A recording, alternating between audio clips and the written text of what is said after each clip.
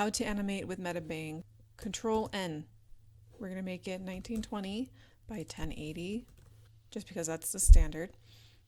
We're going to put it on a transparent layer. This is very important unless you want to compress everything at once. I recommend you do it on everything on a transparent layer. DPI is whatever, do whatever you want. Press OK. The first thing we're going to go over is tweening. I think that's what it's called. I'm not sure. Hit the N key. Let's go ahead and make this, let's do pink. We're going to make a circle. Beautiful. Okay. Now press the V key. And this will allow you to move the shape wherever you want. Actually, I want a smaller circle. There. Alright. Okay, so move it to where you want the first frame to be. We're going to press File, Export, make sure to say transparent PNG, and uncheck this little box, otherwise you're going to get a very tiny square. Okay, we're just going to make a new folder. You can name it whatever you want. And then go in, name it numerically. It's going to make your life so much easier. Okay, then we're going to move this to the next frame and rinse and repeat. That's literally it. I'll name it too. Okay, and I'm just going to go ahead and finish this, and then I'll get back to you. It's not going to be perfect, not that it ever is, but I'm just giving you an example of what this is going to look like. I put it too low. That's fine. It's okay. Also, at a certain point, it's going to be hard to keep track of which one you did last. So right click and sort by descending. That way it's going to put the most recent one on top and you can keep track of it that way. The physics are not perfect on this. That's fine. I'm just giving you an example. Please don't judge me. So let's say you want to add a frame in between 2 and 3. So what I'm going to do is I'm going to go into 2. I'm going to Control C, Control V.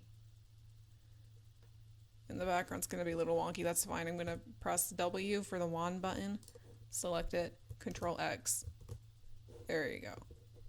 So now we have this one. I'm going to move this other frame right where I want it. Just kidding, I'm not.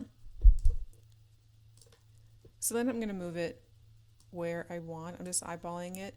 You could go back and also paste the third frame into here just to make sure it lines up. Again, I'm just kind of giving you an example of what we're doing here. If we want it between 2 and 3, we're going to make it 3.5. Okay, so then that gives us our frame in between. There you go. Frame by frame animation. We're going to draw the first one. Let's go ahead and use blue. Okay, so you draw the first frame, and just like last time, we're going to export it on a transparent layer. Make another folder. And name it numerically. There you go. And then I'm going to lower the opacity, make a new layer, and then draw the next frame. Then you deselect the last one and export the new frame and the next number. That's it. That is literally all you do. Lower the opacity, new layer, draw the next frame, deselect the last one, and export. You can create keyframes if you would like to. I do that sometimes. I'll show you an example in a second. But if you want to make keyframes, then you're going to want to title these. Like if I want 4 to be a keyframe, I probably put key 1. And if I want this to be a keyframe, I'm going to put key 2. Well, look at that. And then you can do your whole situation. And then the only problem with that is that you would have to, I'll show you. I want that to be another keyframe, then add one in between. I have to lower the opacity on this one, and then go back, and then draw the in-between. And then I have to deselect both of them so I can export this image as itself. So it's kind of tedious. I wouldn't really recommend doing it that way, but it does help when creating loops. And again, I'll show you an example of that in a second. Another thing, you can export as you go after you do every single frame, or you can wait till the very end to export everything. Personally, for my workflow, I like to export as I make every frame. but that's up to you. It doesn't really matter. So here is the result of what we made with the frame by frame. Perfect. You can animate in layers if you so desire. It is massively tedious. Let me show you. So let's say I want to do this layer as the line work. And then we'll make a square this time. So make a square, and then we do another layer for the color. Let's do pink. And then you want to do another layer, like maybe a clipping layer for the shading. And then you want to do another layer for the lighting. I mean, you can see already it's going to take a long while because every folder you do is going to be an individual frame. So you can do tweening this way. If you just select the entire folder, press V, you can move the whole frame. So you can do tweening this way. But the problem with that is if you have lighting or something, you need to make different layers so the lighting moves depending on the position of your object. I wouldn't recommend doing it this way because this program is not made for animation, so there's no timeline that you would see in Photoshop or Toon Boom or something. Now we're going to export into a video. I use Hitfilm Express because it's free and I'm poor and I also have a Redbubble. You should buy my things. I would appreciate it very much. Thank you. We're going to make a new project. 1920 by 1080.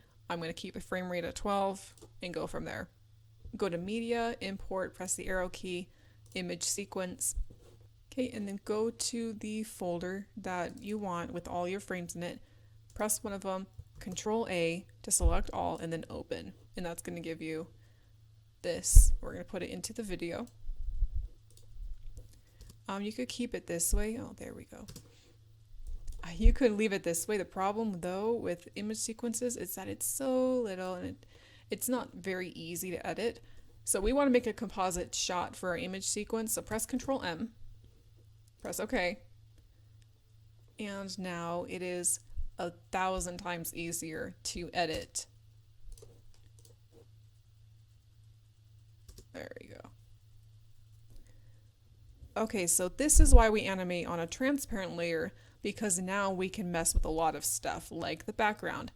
I'm going to put this image right here. And now we have a periwinkle background with our circle on top. When you're content with all your layers, we're going to go to Export, Add to Queue, Contents, and then you export that into a video. To make another composite here, we just keep this open, go to Import, we're going to do the same thing in Image Sequence. Okay, I kind of want to see how the frame by frame turned out. So let's move out there. Whoops. Let's see. Kind of hard to see, but oh, that was good. You get a squiggly go. If you want to change the frame rate, all you do is go to File, Project Settings, and then you can change the frame rate to 24. You can go to 30. You can make it whatever you want. All right, so here is an example I did using frame by frame and tweening. Again, if that is the correct terminology, I'm actually not sure. So what I did with the tweening, I have my little moon here, and then I made shapes within that moon. Let me show you. So it's on a clipping file because I had this whole thing to deal with. Put it back to clipping, so now it's just within the moon. So press Control G, that's going to show you a grid, and that will not export with the image. So it's not going to show up in the final picture.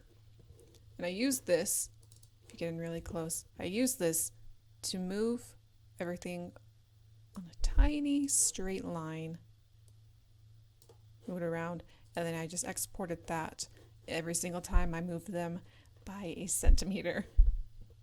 And then what I did here, oops, with the outer ring, I wanted this bubble to kind of move around it, so I did that frame by frame, and I wanted it to loop, so I copied and pasted the first frame.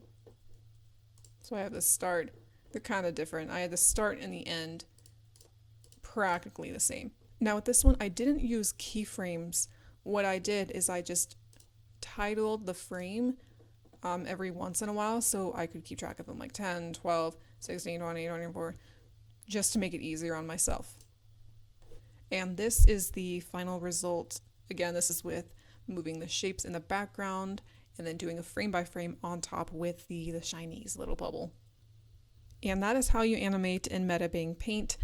Please subscribe and buy my things. I also make weekly comics on Instagram, so you should go check those out while I'm not banned yet. Thank you. Is that nice?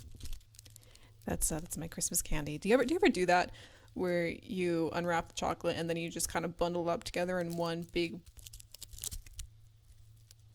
Okay, bye!